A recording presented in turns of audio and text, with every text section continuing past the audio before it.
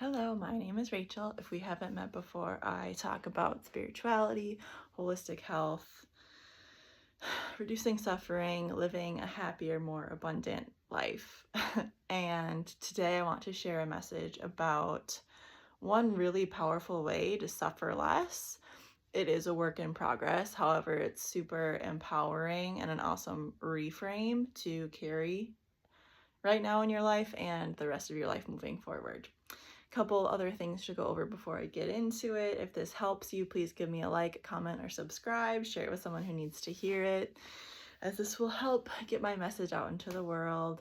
And I'm so ready to be seen. It's been a long time coming on this process, and I'm so happy to share with the world now.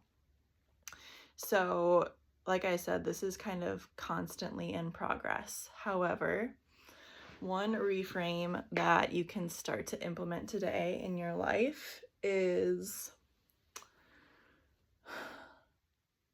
understanding that how things are, that's how they are. So we're in this constant flux of wanting to grow and change, because when we want something, we need to grow in order to have a thing we don't have yet. However, if you want to suffer less and you want to have a happier life right now, looking at something and how it is and accepting it is going to make you happier. Again, constant state of balance and influx, but let's look at a couple examples. So, personally, again, I can only speak from my personal experience. Personally, how I've experienced this is right now I have a goal of living in my own place, because I've always lived with family and roommates, and I'm so sensitive. It's always been a lot. A lot of them have ended really badly. A lot of those situations have been very intense for me, and I would just love to have my own sanctuary, right? So there's the desire, my own sanctuary, my own happy, healthy, safe place, because it's mine and nobody else's energy and physical stuff is in it, or emotional stuff is in it. However, when I suffer, right, it's like, I don't have it yet, I don't have it yet, I don't have it yet. Look at my surroundings and how much they suck.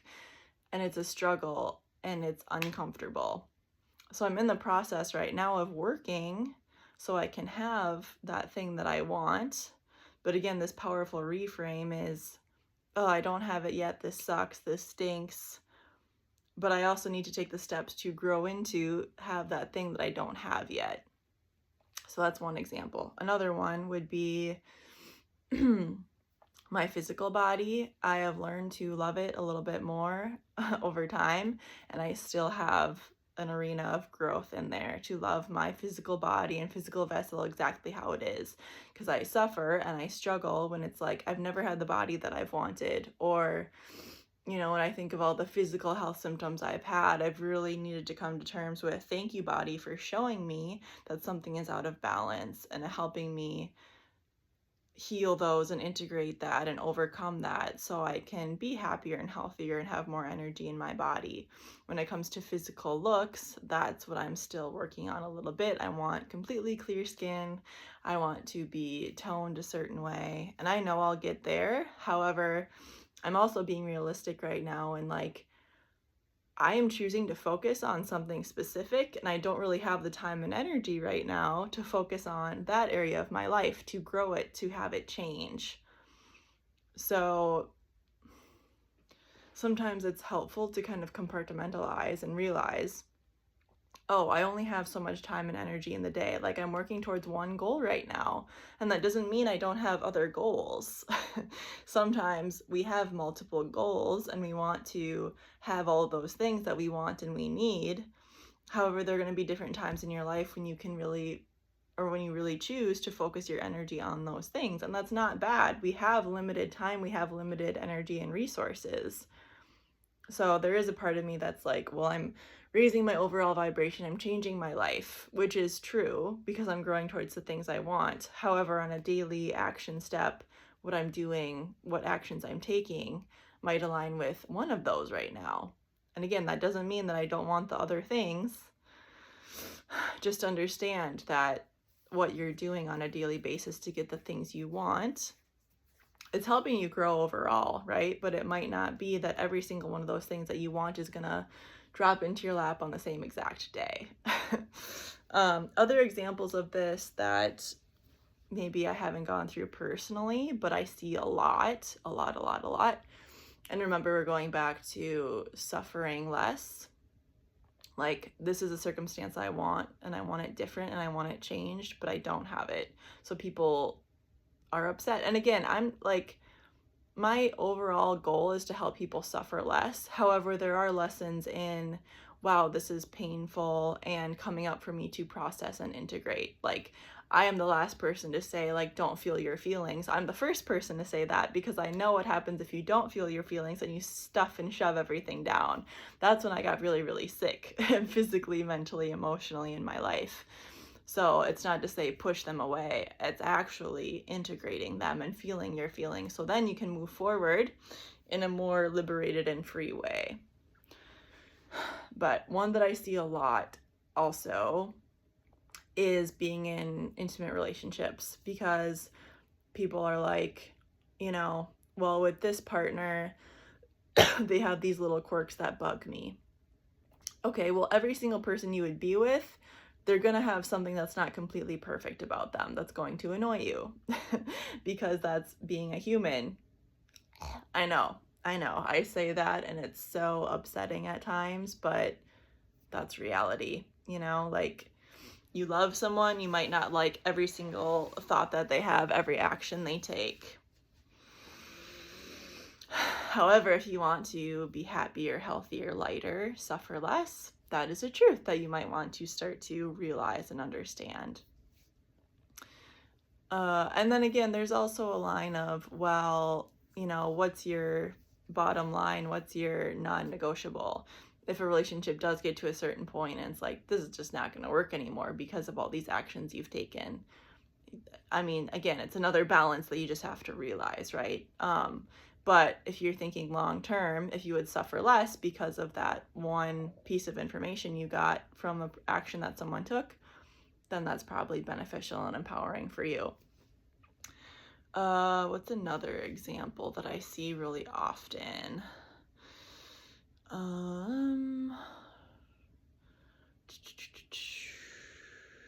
Let's say, so I tend to see, and I am not living this reality in this lifetime, I'm not very materialistic, but some people are very much about, well, if I had that car, if I had that purse, if I had that type of shirt and clothes, then I would be happy. But that's not the case. You have to find happiness within yourself. What are things that make you happy long term, that aren't those short-term bursts of dopamine hits, but are that longer term, like, what gives me purpose, what gives me joy, what do I love to do, how am I in my flow, how can I give back to the world? That's what creates longer term happiness.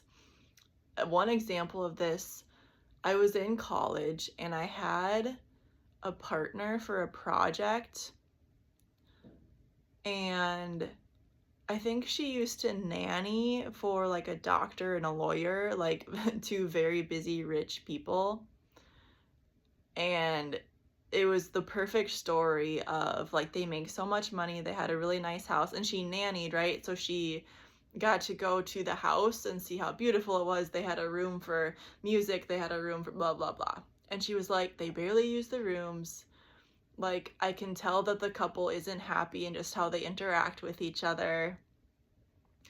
I don't remember, every single thing she told me, but it was something very much like that. Like, the kids were upset that they couldn't see their parents very often. The parents, like, give them all these physical, beautiful things. Like, that's what makes my family happy, but that's not what kids need to really thrive and flourish. What kids really need, and humans really need to thrive and flourish, is to feel like they're safe and can have certainty, and they can grow and bloom and blossom and be safe in who they are and who they want to be.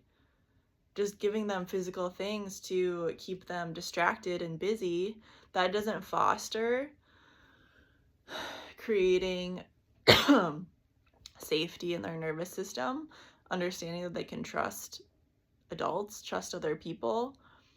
What we all really want is to be seen and heard and held by people that really truly can see the real us, not the surface level stuff, the authentic heart and soul, which is again what I'm all about. And if you want more support in feeling like you live a more authentic life and it's raw and it's real and you're capable of living an awesome life, that's what I'm great at through readings, energy work, and or coaching. But I digress. So the suffering came into this couple, like, well, I'm just gonna go do all these things and I'm gonna work my butt off to give my kids, you know, probably the life that I never had. However, it's just all that surface level stuff, you know. And actually I have another personal story. My mom's old boss married his high school sweetheart. They had 3 daughters, and I nannied them 1 year before college, I think. And they're all beautiful, like so funny, so cute. He was in education. My mom was in education, so, you know, made a decent amount of money by the time he was at where he was at. Wife is like a physical therapist or some kind of PT, OT, I don't know. And he ended up taking his own life. And, you know, no one around him knew. Like, his family had no idea that he wasn't happy. He had a bunch of friends. He was the principal of a middle school at the time. Like, it just hit so hard. And I obviously knew him a little bit. I probably knew the mom more, taking care of the kids that summer. But I mean, to just feel that level of suffering and pain, that's why I empathize with it so much, because I have been to places like that myself. And that's the most extreme, like, manifestation of how someone wants to escape that. And, you know, even a couple nights ago, I finally had some time to myself because I've been really busy lately, and I was again just feeling the heaviness and the suffering of this planet. And it is so much. It is vast. It is great. So for me to know how that I've lessened that level of the earth's suffering because I've done my own work. And if that's something that you feel called to do because you hurt so much, and or even if you don't want to do it for yourself, you want to do it for your family and humanity and future generations and planet Earth and the animals and, you know, something bigger than you, I highly encourage it. And you might not take a quantum leap, like from where you're at now to where you want to be. However, speaking from personal experience of doing this kind of work for 5 years on myself, where I was at and where I'm at now is night and day. Like, they are different worlds, they are different lives. So that's why I can talk about the power of this practice of overcoming your suffering in such a powerful way. And I know it's possible. And again, it's tiny steps over time. So a lot of the tools that I've used, I've talked about a lot online. Emotional freedom technique. I'm actually going to QNRT today, which is in person. It's therapy, but you don't have to talk about anything. It rewires your subconscious and removes stress patterns and inflammation in the body. That has completely changed my life. QNRT, emotional freedom technique, is free online. Chanting Nam-myoho Renge Kyo is a mantra, again, completely free, that changed my life. But I've also done cellular healing, I've done theta healing, I've done vortex healing, I've done other quantum healing, I've done Reiki, I've listened to podcasts, I've listened to YouTube videos, I've read books, right? There's so many things that you can do. I've changed my diet, I've healed my gut, which again was taking time to cut out sugar, because that was a whole process because I had a lot of sugar cravings. I took a while to cut out gluten because I didn't know what gluten was in. I have gone through different phases of cutting out dairy because sometimes I do really crave it. Now I don't crave it at all right now. A big one that people tend to really crap on is detoxing. So realistically, a lot of us have a lot of toxins and chemicals built up in our bodies and our cells just because the toxic load is a lot in modern life. And people are like, you detox every day, which is true. And then a lot of us are just kind of backed up because of so much emotional stress, because of so many toxins. So something to look into. I'm just the messenger, but people get really upset about that one. Whatever. I'm here to share information. I'm here to share information that has helped me because, again, I don't suffer as much as I once did, and I don't want other people to do so either. So yeah, all of that I just went into will help you raise your vibration, help you integrate and heal and overcome challenges. But that first reframe that I talked about is acceptance, basically. This is the situation I'm in right now, right? Because then that gets into not the emotional part of your brain that's really suffering and struggling and feeling emotionally about it, but it's getting into the logical brain, which is the, okay, well, what can I do to fix it? Right? We have different parts of our brain. We have the emotional part. It's deeper and older. This is like neocortex, cortex, more of the logical, right? The more newly evolved compared to the older mammalian part of our brain. And then there's even a reptilian part, but the mammalian part of the brain is where emotions are, the feelings. So, when you get triggered or upset, you're in an emotional state. That's the older part of your brain. That, again, emotions have helped us survive. But in modern life, a lot of us are stuck in a lot of those emotions and feelings because modern life is stressful and scary. So then if you want to switch into the logical part, it's like, okay, I'm just going to accept the situation, even though I don't love it, even though I hate it, because this is where I'm at, and this is the logical action step I can take to reduce or alleviate suffering. So if this again helped, let me know, comment down below, and or like this video or subscribe. I will see you soon. Thank you so much for being here. Thank you so much for being you. Go shine your light today. Bye.